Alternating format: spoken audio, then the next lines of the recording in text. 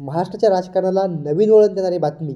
महाराष्ट्रामध्ये शिंदे गट आणि उद्धव ठाकरे हे एकत्र येणार का? स्थानिक स्वराज्य संस्थेचं बिगुल वाजलेलं आहे आणि स्थानिक स्वराज्य संस्थेमध्ये महायुती आणि महाविकास आघाडी पलीकडे युत्या व्हायला सुरुवात झाली आहे. आणि याच सगळ्या स्थानिक स्वराज्याच्या रणधुमाळामध्ये अशी बातमी येत आहे की उद्धव ठाकरे आणि एकनाथ शिंदे हे सत्तेसाठी एकत्र येणार. हा प्रस्ताव स्थानिक स्वराज्य संस्थेमध्ये शिंदे सेनेकडून उद्धव ठाकरे यांच्या गटाला दिलेला आहे आणि ह्या प्रस्तावाचं उद्धव ठाकरे स्वीकारतील का? आणि एके टाईम गद्दार म्हणून एकामेकावर हल्लाबोल करणारे, एकामेकाच्या आई बाप सगळं सत्तेसाठी काढणारे हे नेते पुन्हा सत्तेसाठी एकत्र बसणार का? हा जनसामान्याचा प्रश्न आहे. उद्धव ठाकरे आणि एकनाथ शिंदे हे सत्तेसाठी लाचार बनून एका सोबत येणार का? हा जनसामान्याचा प्रश्न आहे.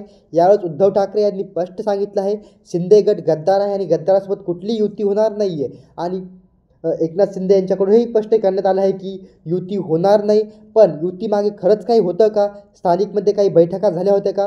तर हो मित्रांनो, राजन तेली शिंदे गट आणि उद्धव ठाकरेचे वैभव नाईक या दोघांमध्ये एक बैठक झाली होती गुप्त. त्या बैठकीतून भाजपाची कोंडी करण्यासाठी एकनाथ शिंदे गट आणि ठाकरे गट युती करणार होता. नारायण राणे आणि राणे कुटुंब सिंधुदुर्गामध्ये आपली गुंडगिरी, आपली दहशत माजवत आहे असं स्थानिक नेत्यांचं म्हणणं होतं. आणि दहशत थांबवण्यासाठी वैभव नाईक आणि राजन तेली सोबत येऊन राणे कुटुंबाचा आवाज दाबणार होते, जनतेचा आवाज बनणार होते.